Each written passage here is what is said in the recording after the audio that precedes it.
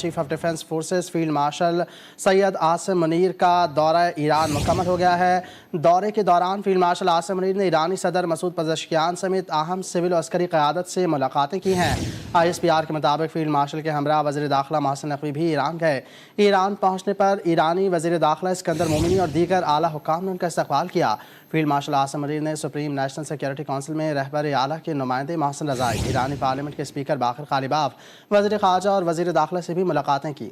ISPR کے مطابق ملاقاتوں میں کشیدگی میں مزید اضافے کی روک تھام، آبنۂ ہرمز کو دوبارہ کھولنے اور تنازع کے جلد خاتمے کے لیے اقدامات پر جامع تبادلہ خیال کیا گیا۔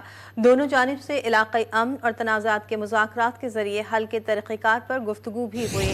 ایرانی قیادت نے مذاکرات، کشیدگی میں کمی اور تنازع کے پرامن حل کے لیے پاکستان کے تعمیری کردار اور مخلصانہ کوششوں کو سراہا۔